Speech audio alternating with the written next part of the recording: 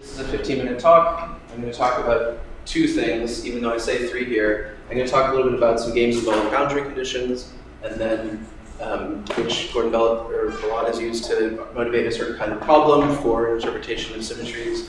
And then I'm going to give an interpretation that gets around that problem using sort of a distinction between different kinds of sameness that you might use.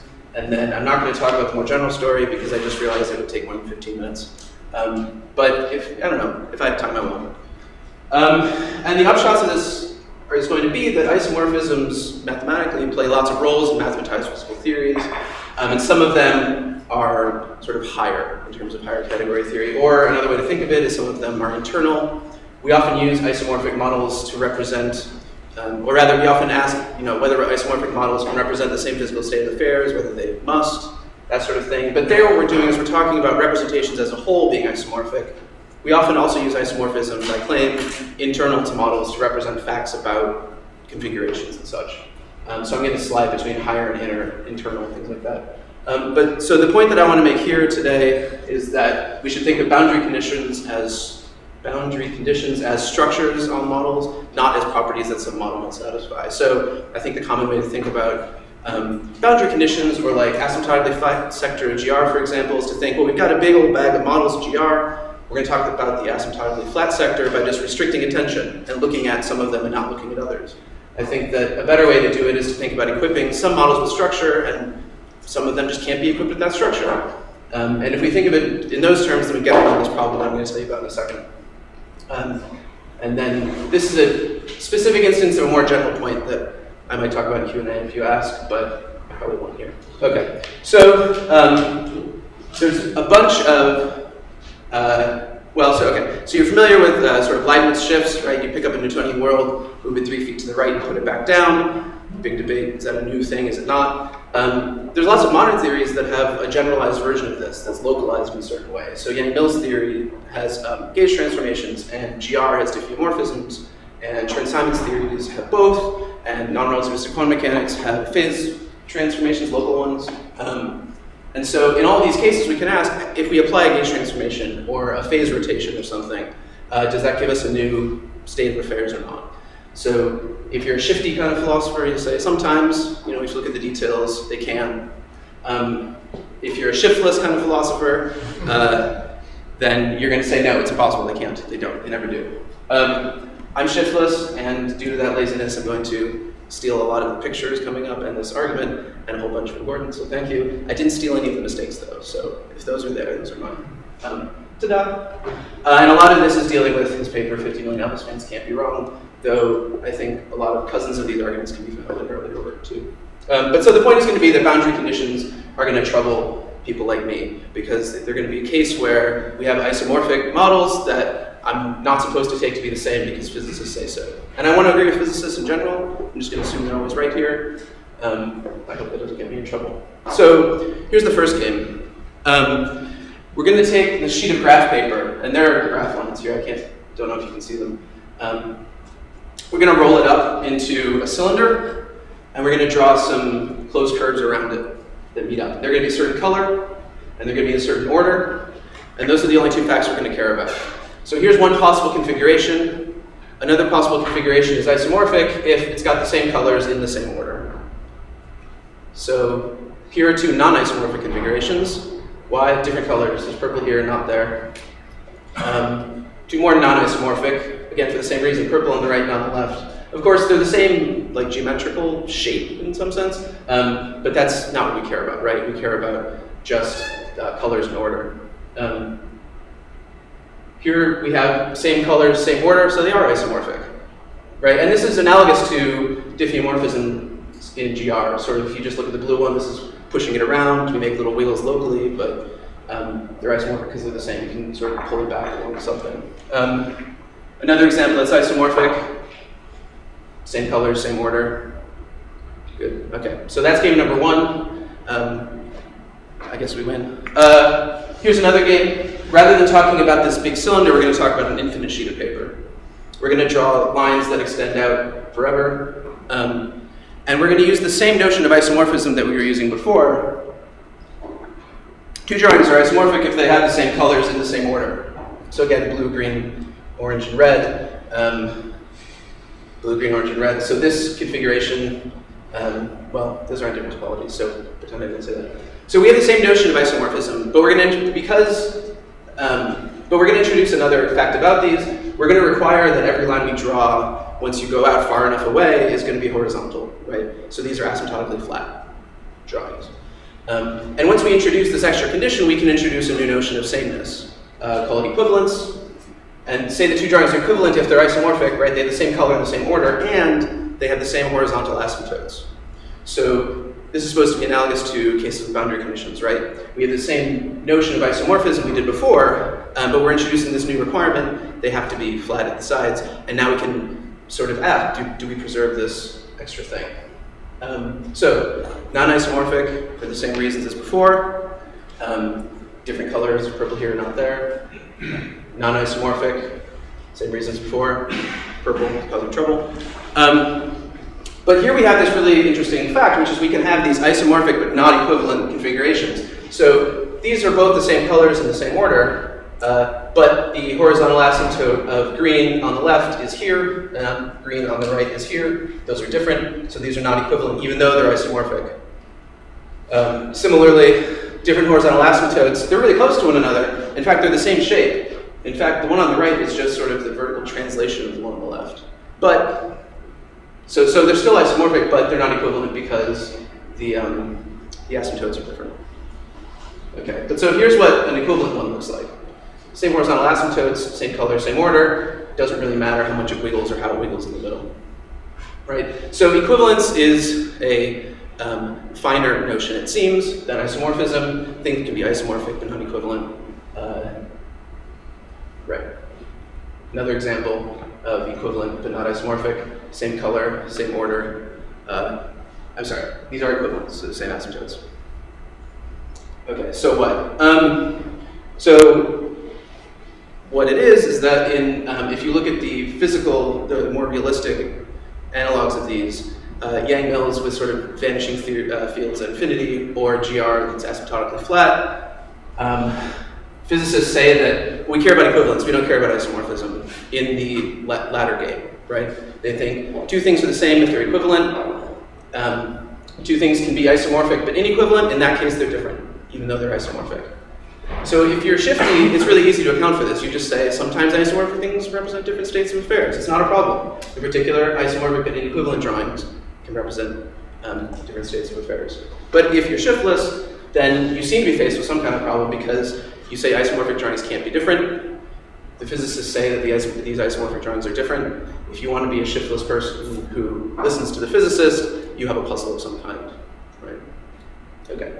Or at least it seems that way, right? So does this mean that inequivalent drawings are the same? I'm not sure that I phrased that question the way I wanted to. So pretend that I asked the one I wanted to, and that no is the right answer. So I think that the shiftless person doesn't have a real problem. I think that I can get around this problem.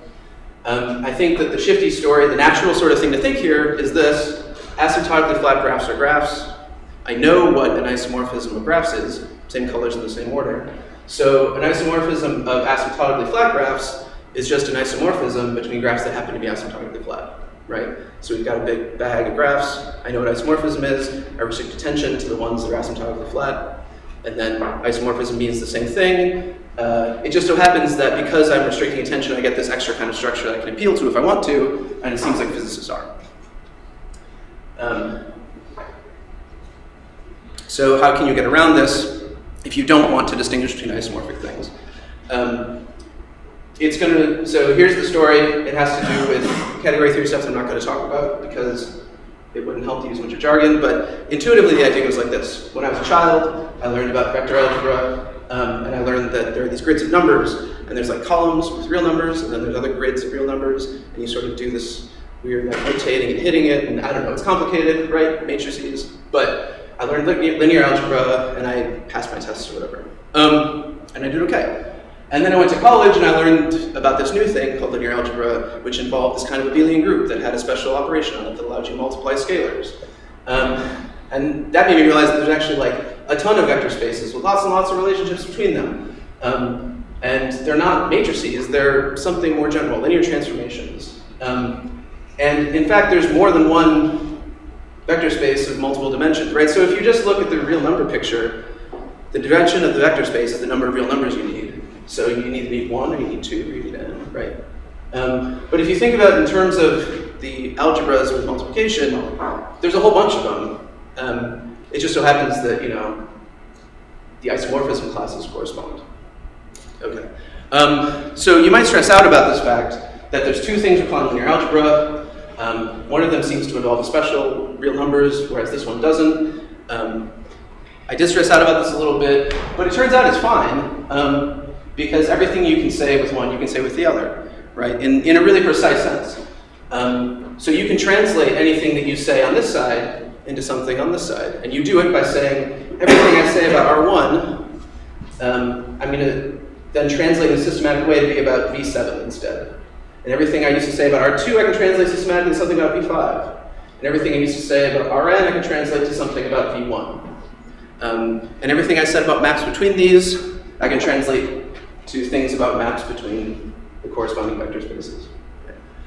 And so everything looks good, right? It's pretty obvious how to translate back and just sort of send it that way. But there's a problem, right? Which is that, what if I wanted to translate it differently? What if I translated using this G map? So everything's the same, except up here I translate to V3 instead of V1. Hopefully this doesn't seem like too much of a problem to anybody. It's not supposed to be. The point is just, things are getting a little bit complicated here because there's two translations that you're talking about between two different sort of formulations of linear algebra. And then these translations themselves are really the same, right? If we are careful about how we coordinate between these, I can use F, you can use G, we'll never get confused. We're not only ever speaking invariantly under isomorphisms, because we can translate between all these different spaces. We're speaking covariantly, I guess is the way to say it. But the important thing to keep track of is exactly how to translate between the two of us. And so to translate from the F talk to the G talk, we need a certain isomorphism that's going to send us from F to G. And we're going to need one of these for all of F1, F2, etc. So this is starting to look really ugly. The point is really just this. We've got some collection of the reals considered as vector spaces. We've got some collection of vector spaces, and we have a map from one to the other. These translation maps, F and G, right? And these are translations. You can go back and forth. And you can translate between the translations using this alpha. The important part to take away from this is just that isomorphisms appear twice. They appear inside these guys, right? They tell you when two vector spaces are isomorphic. But you can also package together a whole bunch of isomorphisms into this alpha guy. And that's going to tell you how to translate generally between the F map and the G map, right? So isomorphisms sometimes are doing this internal role, and sometimes they're doing this external role. And this becomes relevant for our case because we have the exact same thing happening with spaces of gauge configuration. So if you want to talk about some configuration space for an initial Cauchy surface, for example, you're going to have a bunch of different configurations that are isomorphic or gauge equivalent or diffeomorphism equivalent. You want to talk about the final Cauchy surface. Again, a whole bunch of configurations that are equivalent.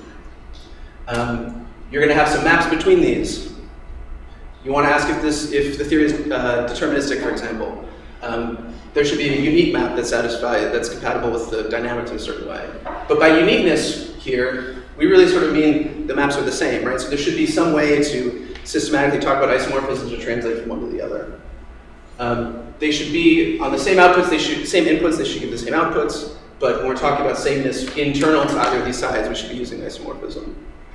So, right, the point is isomorphisms can do stuff on their own inside, or they can help to represent these sameness of functions. And we should always be using this isomorphism equality. Okay, so really quickly, what's the solution to this puzzle before? Preferring isomorphism to equality in these cases means that we're really not, we shouldn't anyway, talk about lines being equal to a horizontal one in infinity. We care about lines being isomorphic to flat ones in infinity. So if you have some picture in which you've got lines that are asymptotic or horizontal at infinity, I've got some isomorphic picture where they're not actually flat, they're just isomorphic to that. It's okay, because we can translate using a specific isomorphism. But that means that we need to know what that specific isomorphism is. And so asymptotic flatness needs to involve this extra isomorphism that sort of witnesses the fact that it's flat at infinity. And so, assuming that we take this point of view, an isomorphism of asymptotically flat graphs is then a structure-preserving map. It preserves the graph structure, the color and the order. It preserves the boundary structure, which is this extra isomorphism that we've chosen. And then the shiftless person says that, when we add boundary conditions, we're just changing what isomorphism means. The relevant notion of isomorphism for an asymptotically flat graph is one that involves this extra isomorphism we're talking about. And so then you ask, using this notion of isomorphism, what happens? Well, this is just equivalence, what we were talking about before. It spits out exactly what the physicists are saying. Okay, so that's 15 minutes, so I'll stop. The point is just that isomorphisms get to do lots of different things in a theory, and one of the things that they can do is play this role of boundary conditions representing that structure. And if we require preservation of that, then we get to agree with the physicists and think that these isomorphic things are always going to be the same. So, next.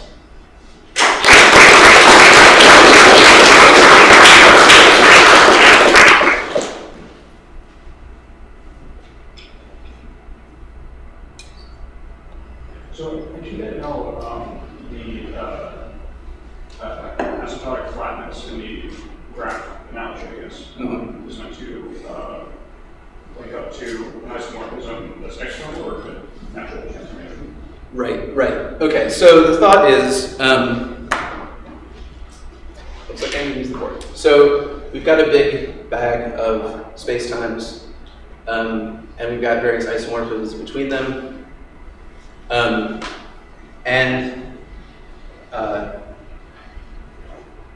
What we can do is,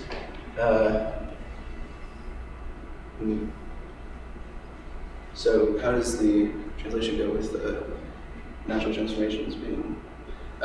So the thought is something like this. We have this big bag of spacetimes, and these are generally covariant, and so they've got both the underlying isomorphisms of the spacetime, but also this extra structure that says whenever two metrics are isomorphic, they're the same. So what we're doing in these sorts of cases is saying, okay, focus on some asymptotically flat sector here, and so we'll just look at that, and then also fix some background spacetime. And when we fix that background spacetime, we're getting some metrics on a fixed manifold, but still with the gauge structure as the isomorphism here. And so this fixation map is what's going to be the functor that we're talking about the natural transformations between, and then the isomorphisms between the metrics are going to be what's going on inside of here. And so when we're talking about the sort of, you can apply, there's this active passive talk that I was in trouble with, but we can apply something like, this is an active transformation, and then that's going to carry along all of the metrics with the same isomorphism structure over here. And so the asymptotic flatness comes from the fact that over here what we're asking for is an isomorphism between Minkowski space at infinity and the metric that we're talking about. And so the guy in here is preserved that. Sorry, it's hard to do with the thing, but I can write it down in more detail if you'd like later. Yeah.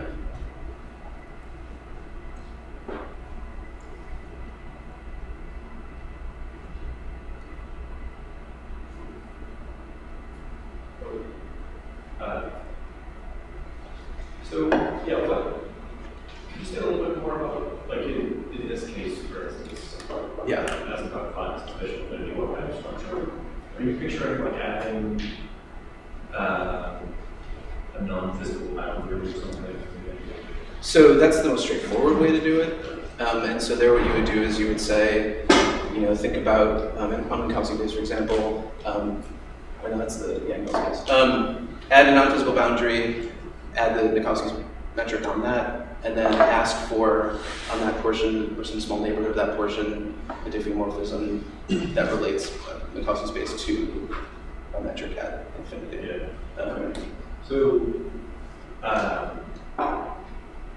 Okay, so say they do that, and then what's the goal? Is it to make it so that solutions that differ via time translation to infinity are not isomorphic anymore, or is it to make it so that they are? The goal is to make it so that solutions that are related by a general diffeomorphism at infinity are not isomorphic, but there's a sense in which you still have Poincare symmetry at infinity. Yeah. So, but then if on top of all at the good. So that's I can see that. So now, or like we can make sense of the idea that two solutions represent the same space-time geometry but differ from one another by say a time translation. Yeah. And then what's the shiftlessness? So the shiftlessness is so the shiftlessness is that if we take this picture, we can still say that isomorphism and sameness track each other. And the reason we care about that is the way that sameness is supposed to fit in with our other model concepts like determinism and acceptability and so on and so on. So, I mean, to some extent, right, the fight here is about when should we use same in a way that fits in more broadly with determinism and so on. Because, like, you know, we have multiple notions of formal sameness, and we could just sort of say, here's all the facts about formal sameness, but then that doesn't tell us anything about the rest of the story, right? And so the goal is to take a broadly shiftless view under which sameness is tracked by isomorphism, such that it fits in with all these other things that I didn't talk about.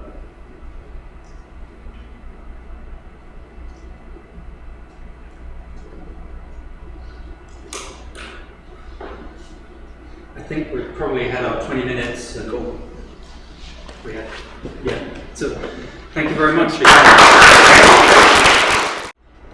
So I'm going to talk about a particular theoretical virtue that a theory can enjoy, and that's of some significance in understanding quantum field theory and different formulations of approaches to quantum gravity. And I'm particularly interested in how this particular theoretical virtue is related to questions about how we go about interpreting physical theory. So philosophers typically envision interpretation proceeding in two stages. As a first stage, what one needs to do is to specify the mathematical structures that are characteristic of the content of the theory. So these structures will include the states, the dynamics, the kinematics, and so on.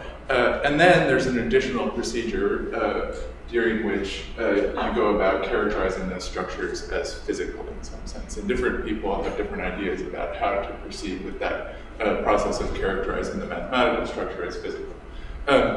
What I want to note here before I start talking about perturbative finiteness in particular is that most approaches to interpretation make rather rigid demands about the structure specifying stage. And I'll say more about that as we go on. So the question I want to engage with here is whether or not we can run standard accounts of the interpretation of theories when we capture the structure of the theory perturbatively. This is important. This is an important question to answer if we want to provide interpretations of things like quantum field theory and string theory, because at least for certain stages of the development of string theory and in empirically adequate models of quantum field theory, this is the sort of the characterization of the structure that we have. So there are concrete examples of perturbatively finite quantum field theories. I'll tell you exactly what I mean by that in a moment, but the examples are things like QED and QCD. Whether or not string theory is perturbatively finite is actually the subject of some recent dispute in the literature. Whether or not it's been conclusively shown that it enjoys this property is still open. Carlo mentioned an interesting result this morning which suggests that loop quantum gravity has this particular feature that I'm going to be talking about. So the claim I want to defend is that perturbative finiteness is a necessary but not sufficient condition for using perturbative data to characterize the exact structure of the theory. And I'm going to proceed as follows. I'm going to tell you what I mean by characterizing structure perturbatively, the argument that perturbative finiteness is a necessary condition for using perturbative structure to characterize the content of the theory exactly is straightforward. I'll spend the bulk of my time in the section arguing that perturbative finiteness by itself is not sufficient to ensure that perturbative data alone uniquely pins down the exact structure of the theory, and then I'll have some brief conclusions. So let me say what I mean by characterizing structure perturbatively.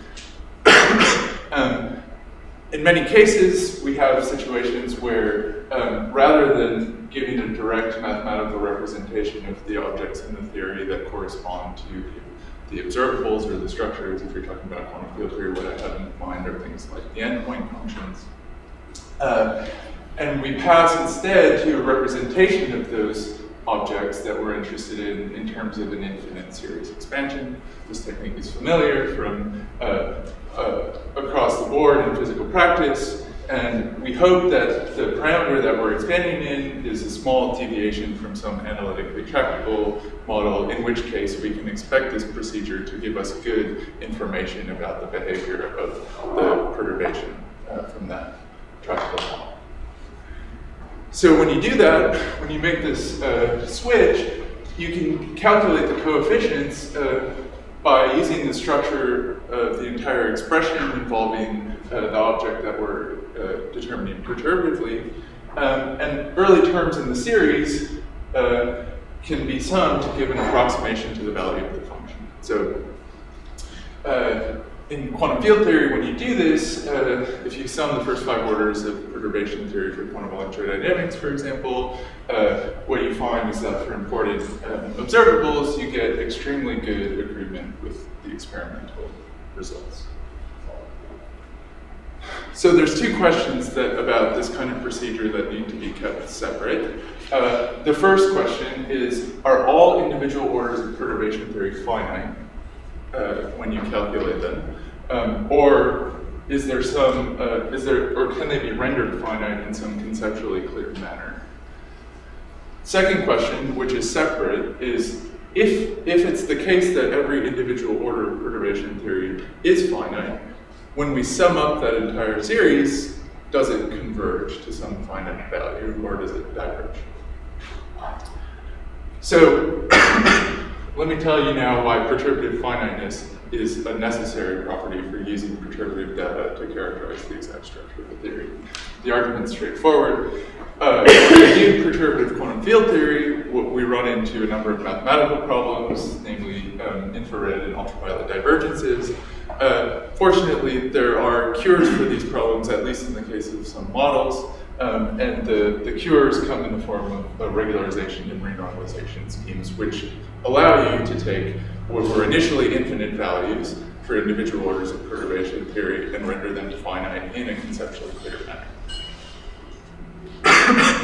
And in theories where it's possible to do this for every order of perturbation theory with some finite collection of renormalization constants, we say that a theory is renormalizable, and when a theory is renormalizable, what we get, the output, this is why I've been talking, the output of perturbative renormalization series, renormalization theory is a set of well-defined formal power series. So the problem that we run into is that when you treat general relativity for quantum gravity, is that when you treat general relativity as a quantum field theory, it's not renormalizable, and so it doesn't enjoy this property of perturbative finiteness. So the suggestion, the early suggestion that string theory was a perturbatively finite theory of quantum gravity was an alluring feature that we couldn't capture with a field theoretic description. And as Carlo mentioned this morning, it seems that loop quantum gravity has been actually shown to have this property of perturbative finiteness. So it's in that sense, or that's one of the senses in which these theories of quantum gravity provide an improvement on the field theoretic description. So to sum up, perturbative finiteness is a necessary property for using perturbative data to characterize the structure of the theory, because it's the only way to ensure that we have some formal power series to try to sum up, right? If there's no finite collection of renormalizations that render every term in the expansion finite, we can't even begin to address the question of whether or not that whole series sums to some finite value. So this is the sense in which it's a necessary property. Let me now explain why I think it's not sufficient. So now that we have a formal power series that we can consider the convergence properties of, if we're lucky, perturbation theory will converge, and we say it converges when the sequence of partial sums converges to some finite limit. And when it does so, that perturbative expansion for the object in question uniquely determines the structure of that object. Unfortunately, in many cases of empirical interest, life's not that simple, and the sequence of partial sums diverges. But despite this eventual divergence, the early partial sums often give empirically accurate values. So this is the case, for example, in the anomalous electromagnetic moment calculation that I showed you earlier. Even though the early partial sums of that series give tremendously accurate empirical information about the system, there's good evidence to think that if that calculation is continued to more and more orders, even though QED is renormalizable theory and every order can be rendered finite, if you keep adding up more terms, you're going to not just get the wrong answer, you're going to get an infinitely wrong answer.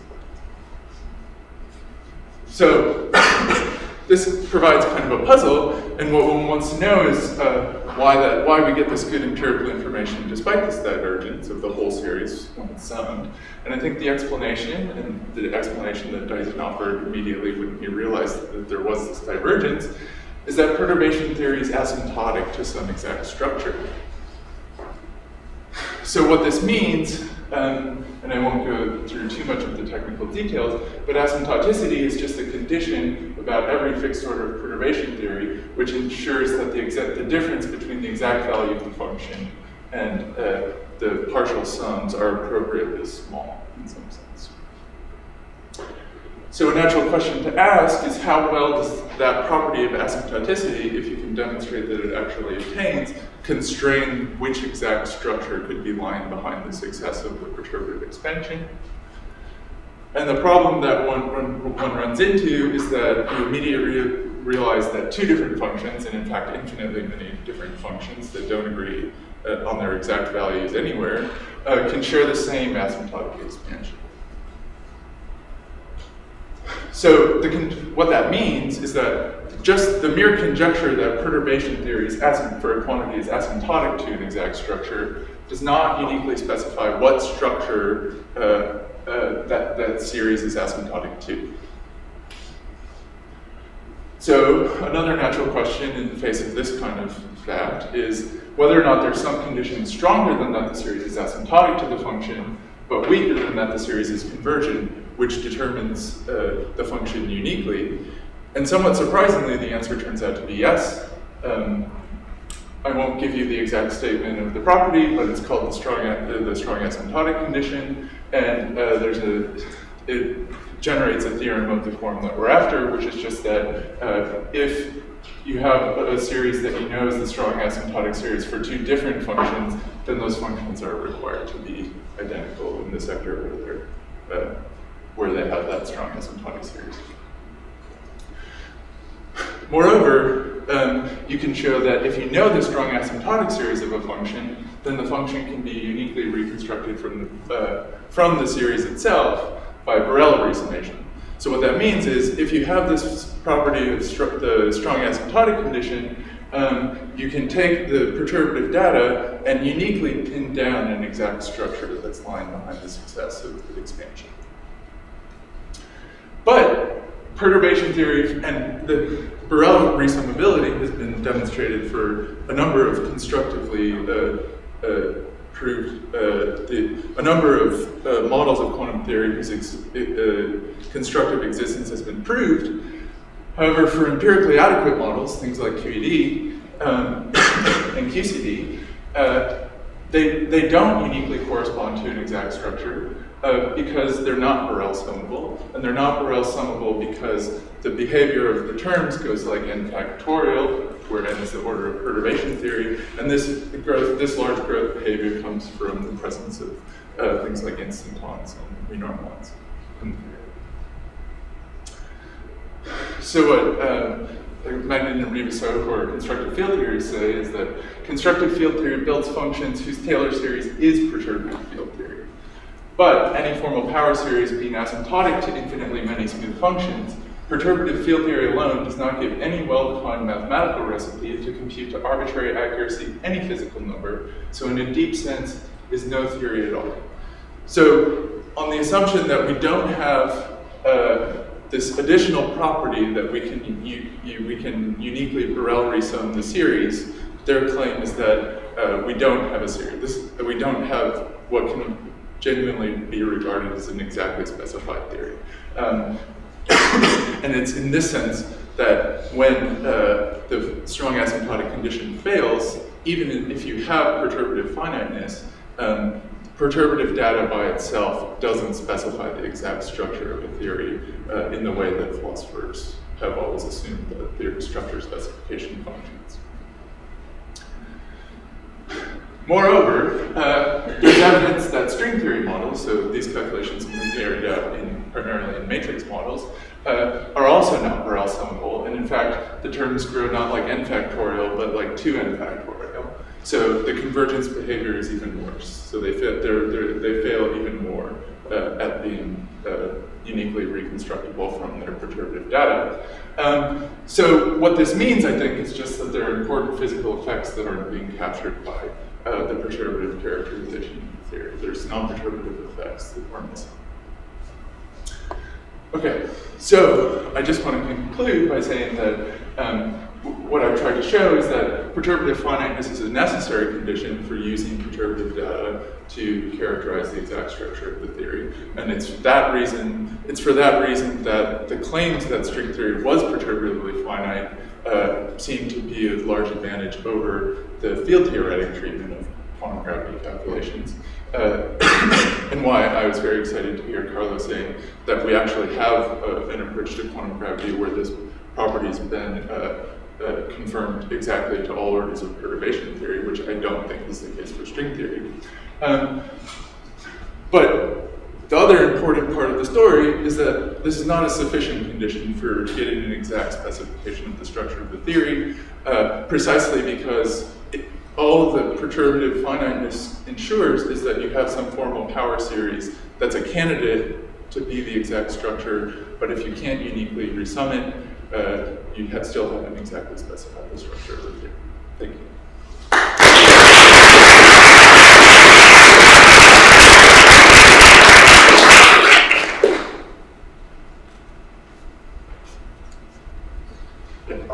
So the story you're telling, so it sounds like it kind of meshes with the usual sort of Wilson picture of what's going on in renormalization, that's happening in renormalization, that you've got sort of ambiguity about what's happening at some, below some cutoff.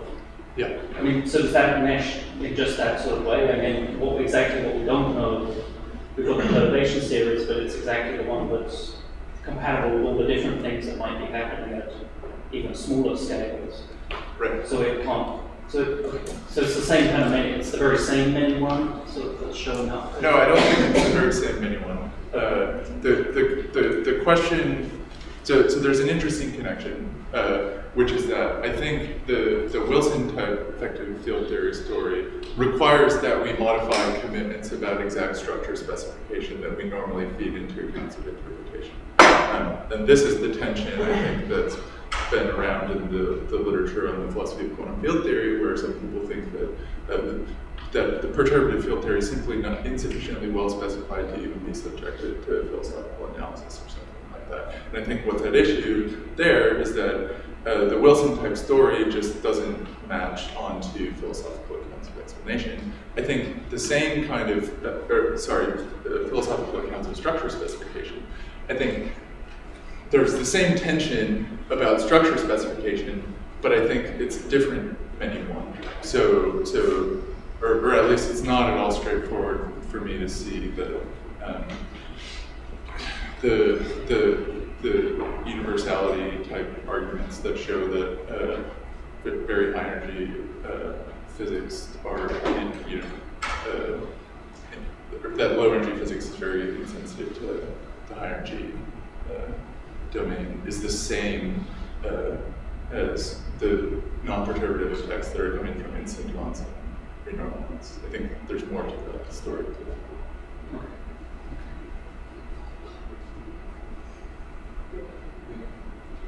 So, yeah, let me like in a very open way, like the question. Just to ask you, like, how far can you trust, like, or like summability as a guide towards, like, whether we're approaching or with like some constraints on good theory? Because basically, like, these arguments for like or summability are often drawn from very like simple toy models, very like easy to handle like mathematical models, which are quite different from like the typical like perturbative extension that we have like in realistic theories. And so first, like, it's difficult like to know whether like these theories are like or like summable, but also whether we should even trust like that criterion, because basically it's really difficult to apply. We're not able like to reconstruct like the exact theory from like a perturbative expansion using these methods. I mean that's not as far as I can understand. So it's really like an open question. What is like your view on like this criteria? So I think even in cases where Borel summability fails, you still can get important information about the structure of the theory from taking the Borel transform and seeing where the singularities are in the Borel plane that inhibit the unique resummation. And precisely what you get is information about what kind of possible non-perturbative ambiguities can be in the theory from the instant ones and renormal ones. And I think that's important physical information about the content of the theory. So even though it doesn't allow you to uniquely specify the structure of one particular theory, I still think you get important information from that procedure, which is precisely how much non-perturbative ambiguity is actually there in the theory.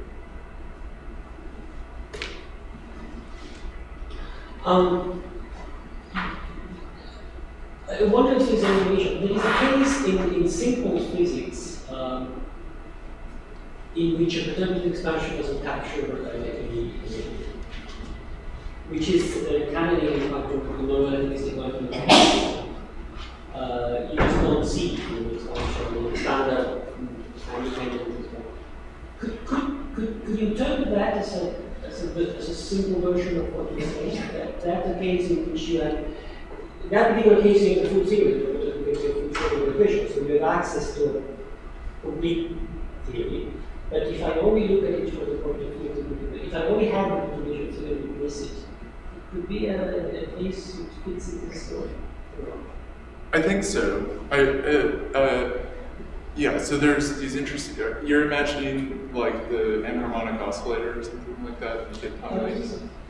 Particle timing, if I want to compute the downward probability goes to e to the minus 1 of h bar. Yeah. So if I expand the h bar, it disappears, yeah. Okay. Yeah, so I think the interesting part of this question is precisely what makes us feel like we have a complete theory of non-relativistic quantum mechanics, but for example, we don't have a complete theory of relativistic quantum field theory, an exact specification of the structure of relativistic quantum field theory.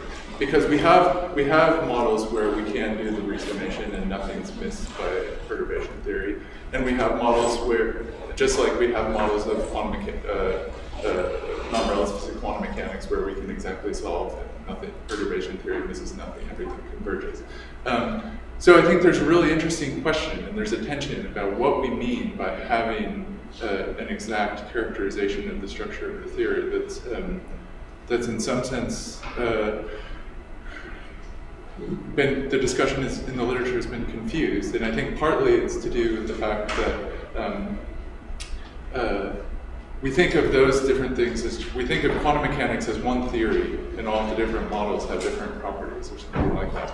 Whereas we think of QED as a theory, its own theory, QCD as a theory, and so on and so forth. And so we don't have an exact specification of QED, but I don't know.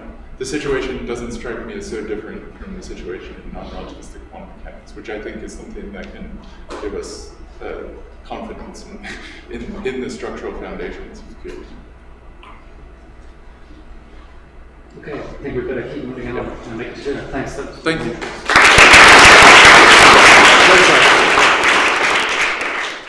Okay, so I'm gonna give a talk about the distinction between ontic and epistemic interpretations of quantum mechanics and the PBR theorem. I already gave this talk 1 month ago. I'm sorry for those who are repeating it, and the same jokes also. So the first time I mentioned the PBR, people mentioned this weird that I didn't know. So yeah, it was a good coincidence. This is the order of presentation. I will explain the distinction. I will claim that most of the times the distinction is not very well presented. It's kind of misleading sometimes, but there is a good way of presenting the distinction. Then I will talk very briefly, like I will present the PBR theorem, but since I only have like 15 minutes, I will jump to the third point quickly, which is one of the assumptions used to demonstrate the PBR theorem. Okay, so the first time I came with this, like I got interested in this because it generated like enthusiasm, and like a lot of papers were saying, oh, it has been proved that the quantum state is real, which was very weird to me, like how could you prove that? And it turns out that in the physics community, this article on the reality of the way of the quantum state generated a lot of enthusiasm, and it's the most cited article in Nature since that time. So that drew my attention strongly, and that's why I became interested in this. It's not so stupid, it's not all of them. Yeah, not all of them. So in the literature, the distinction, the epistemic ontic distinction is sometimes presented as a state of reality versus a state of knowledge. So take the first quote. It is often argued that the quantum state does not correspond directly to reality, but represents an experimenter's knowledge or information about some aspect of reality. Or take this one, an epistemic state is therefore a description of what an observer currently knows about a physical system. It is something that exists in the mind of the observer rather than in the external physical world.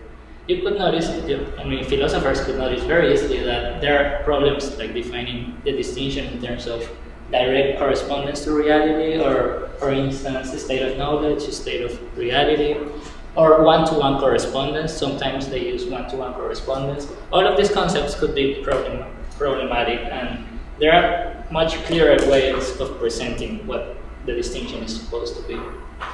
So usually they present this analogy with the statistical mechanics. They say, okay, the question is whether the wave function is like a point in phase space, which would represent like a state of reality of a certain system, or whether it is more like this probability distribution, which could pick up different points in phase space. And if it is like a probability distribution over some states of reality, it could be the case that different probability distributions pick up the same. There could be an overlap, right? There could be an overlap of what the ontic states are for different probability distributions. That's an analogy that is used to motivate or to present the distinction. Now, we have to be careful here, because both the epistemic view or the ontic view starts by assuming that there is a real ontic state, like there is something underlying the physical state of the quantum state. So both of them are committed to a hidden variable theory. Whatever that theory is, it doesn't matter. But both the epistemic view or the ontic view in these cases assume that there is an ontic state. There is a certain property that determines the physical system we are dealing with. The question goes in the level of what the quantum state is, not whether there is an underlying reality. Both assume there is an underlying reality. I would skip this. That the important thing is that both accept that, and both also accept that there is an epistemic state. So because since you have like on top ontic space, or you have like physical parameters that determine everything, so you have to have a probability distribution that tells you how to connect those variables, those hidden variables, with the quantum states. Okay, the more clear way of presenting the distinction is given by Harrigan and Speckens. Basically, the idea is whether if you have an ontic model, a specification of what lambda is determines what the preparation was. So that means that if you prepare the system in this, how is this? There. Yeah. So if you prepare the system in this state, if you have lambda here, that determines uniquely whether you have psi or phi or whatever system you have, so the other one has to be 0. Or in other words, a specification of lambda determines uniquely what the quantum state is. But what the quantum state is does not specify uniquely what lambda is, in neither the epistemic or the ontic cases. So that's the ontic case. The epistemic case is the negation of that. So you could, in principle, have the same ontic state, but with different preparations. And so what PBR claims to demonstrate is the following. This article presents a no-go theorem. If the quantum state merely represents information about the real physical state of a system, then experimental predictions are obtained that contradict those of quantum theory. Finally, about the distinction, we have to be careful about not thinking that this is a matter of one-to-one correspondence. This, for instance, is an ontic case, because a specification of one of these things, one of these properties, uniquely specify what the quantum state was. However, it's not one-to-one. You could have cases like this one in which there is not a one-to-one relation. The point is that if it is epistemic, you could have like a certain ontic state corresponding to multiple quantum states. Or in terms of probability distributions, if there is overlap, there is epistemic. If there is not overlap, it is ontic.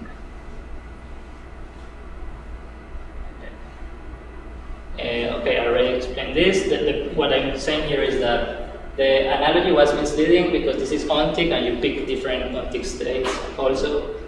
So it's not like a matter of just overlap or something like that. That's not the point.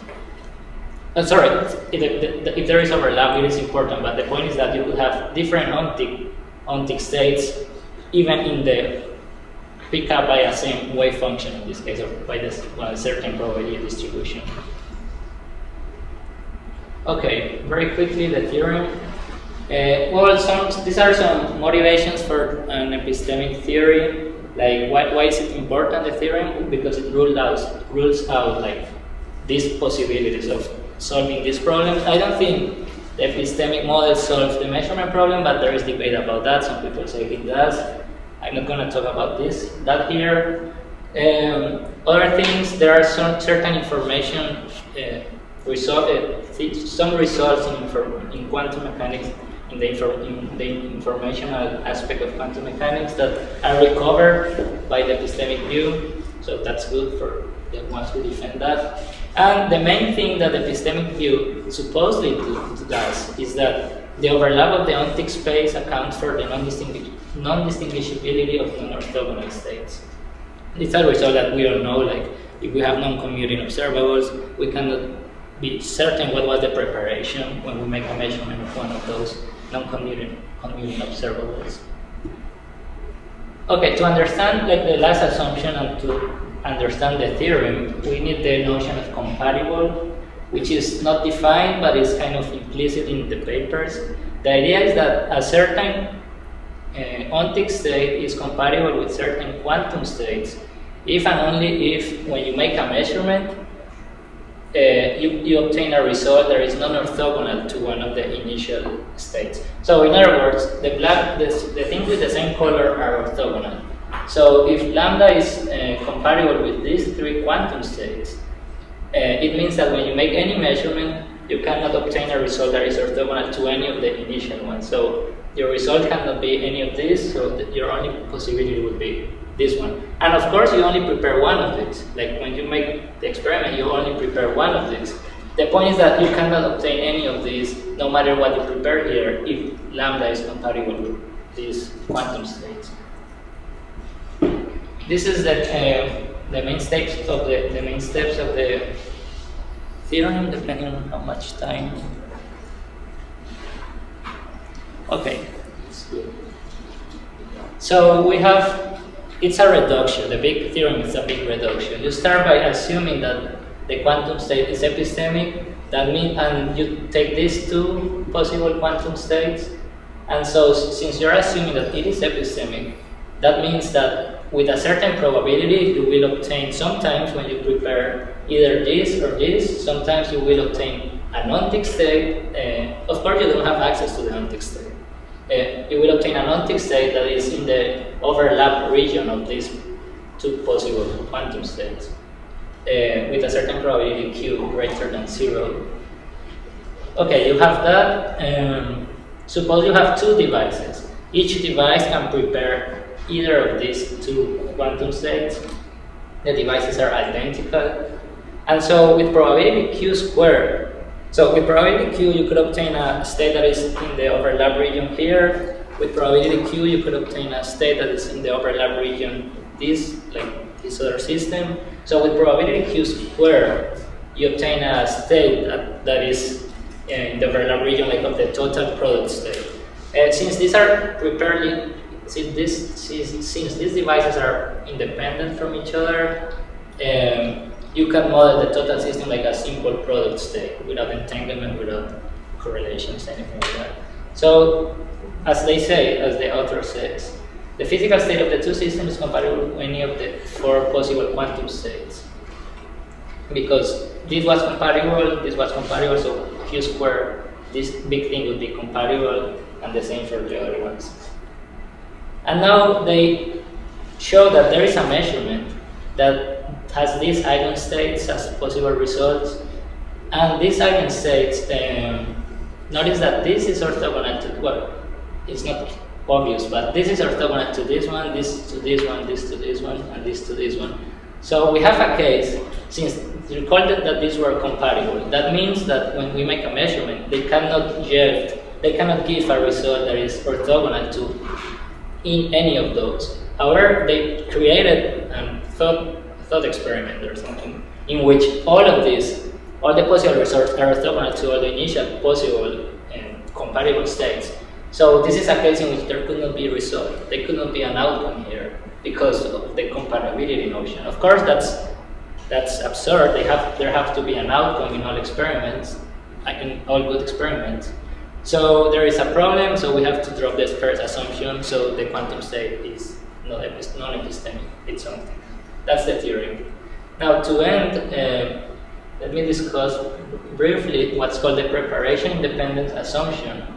That was, it wasn't explicitly mentioned in what I said, but it comes in the part in which we move from the fact that the states are compatible here to the fact that when the total product state would be a compatible total state.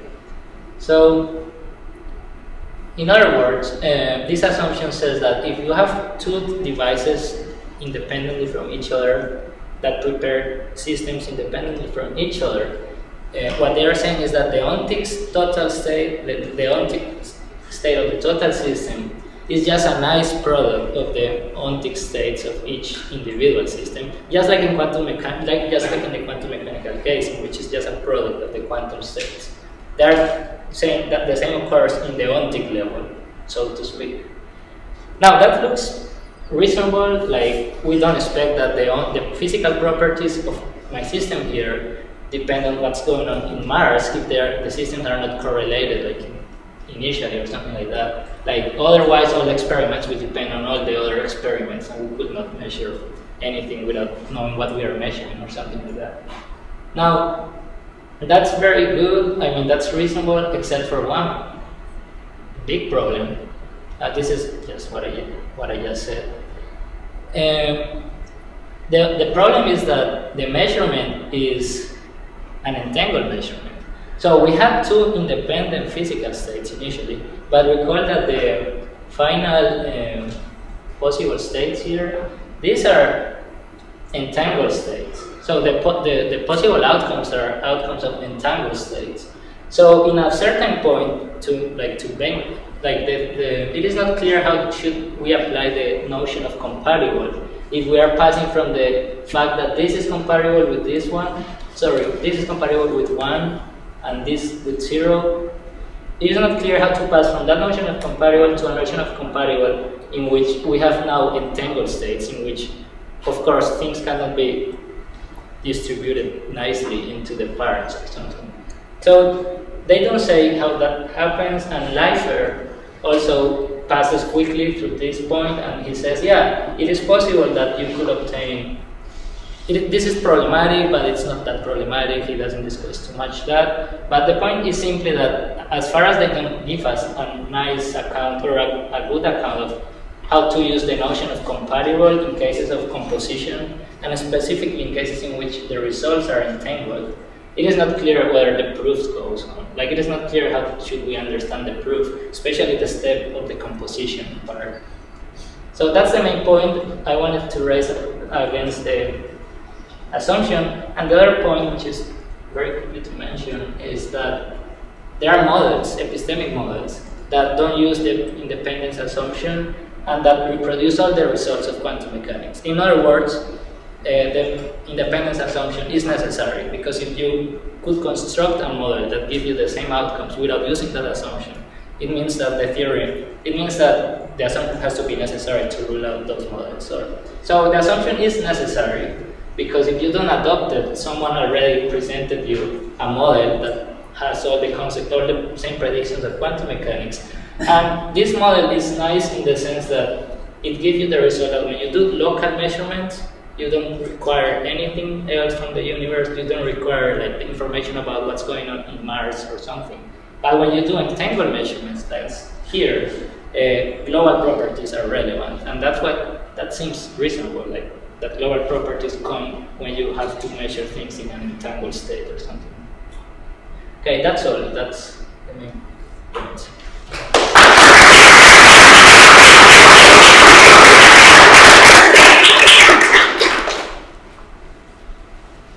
I have to digest what you're saying. I'm not sure I got it in time, so I would like you to comment on this. When I heard about this theorem, I tried to understand it, and my take was that this is a theorem in the context of hidden variable. This is a theorem in the context of a hidden variable assumption. So if you don't believe in the hidden variable assumption, a lot of people don't, this theorem is completely relevant. Yeah. Within the hidden variable assumption, it's saying something that is hard to do better than the very board. Within the hidden variable assumption, is that? The theorem is saying something like it's hard to be better than the Bernoulli bone. You can view the Bernoulli bone as the particle is a thing observed and the hidden variable, and the hidden variable is a wave function. That's one way if you can think it, right? So then if the wave function is a hidden variable, it's real in the sense that they're stating it's real, like absolutely. And the theorem cut off the possibility of doing something different from that, in some sense. Yeah. So my question to you is, would you agree with the fact, which seems to be independent from what you're saying, that the theorem itself is completely relevant for whoever doesn't make the assumption that there are classical hidden variables behind it? Yeah, they have not to be classical, but they have to be hidden variables. Yeah, I agree that it's irrelevant. So this is so in other sense, for anybody who didn't believe in the reality of the wave function to start with, because it had to be thinking about quantum mechanics, this is still the beginning.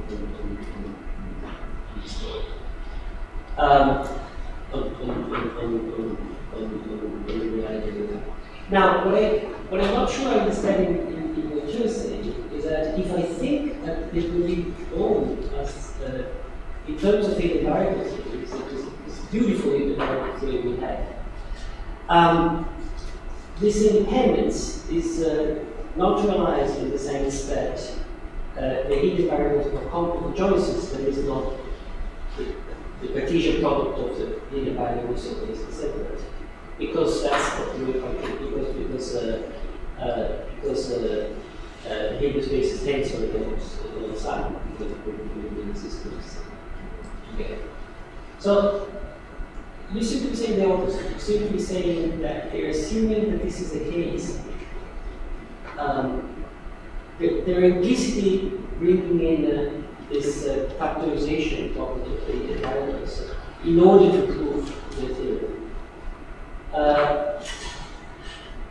But if the wave function corresponds to has the same exact information as the lambda, then in an entangled system, the lambda don't factorize because the wave function has more information than the individual. But that's what confuses me. Yeah, they're assuming that we are in the context of assume that it is epistemic. So they are saying if it is epistemic, what assumptions could we make to make a theorem? And the proof they are assuming that it is epistemic. So we don't have in this proof we are not assuming that the wave function corresponds nicely to reality in any way. We are assuming it is information about reality, and we obtain a contradiction. So if I understand so I think the confusion comes from the fact that of course if the wave function is real, then this assumption that the system here and the system here are independent, it's problematic because we have quantum mechanics, so we have a lot of our theories that are non-local. Yeah, but they are saying assume that it is epistemic. And given that we are assuming that wave function is epistemic, then why you will assume that you have this big non-locality? You are starting from you are proving by assuming that it is epistemic. So the argument that the wave function is non-local should not matter here. You see? Yes, I see. So, how to qualify less simple with the theorem? You make three assumptions which are all legal, you have a contradiction, not simple.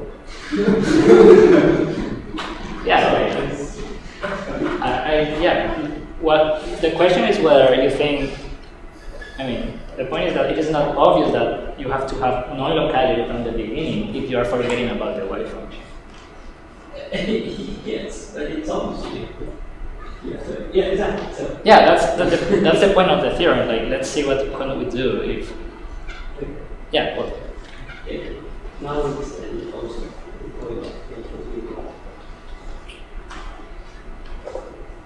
We should go eat. Everyone's really hungry.